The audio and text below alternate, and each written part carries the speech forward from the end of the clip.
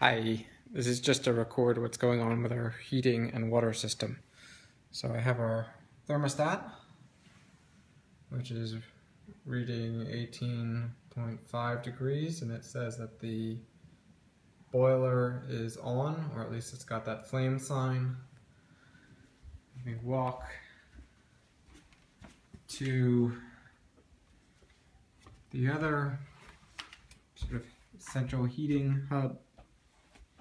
And I don't know if you can see very well, but it says that both of the hot water and the heating are both on continuous. It's also programmed to come on at this time. And when we go down the stairs,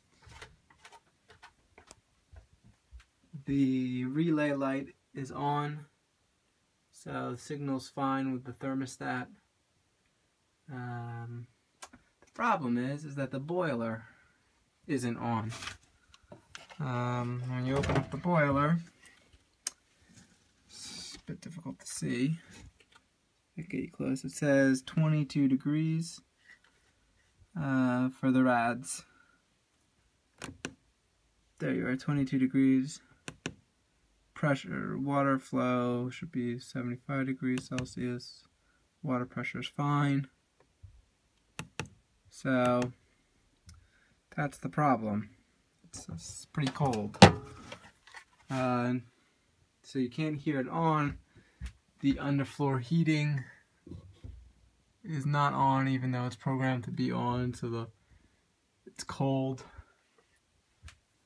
And then when you go upstairs, sorry, you have to accompany me. Go upstairs.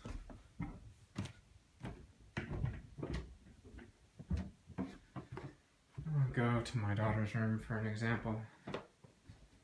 And the rads are not on. They're not on all the way. Now they're on all the way, full ramp. And there's no heat coming out. So, for some reason, everything looks like it's working, but the boiler isn't turning on.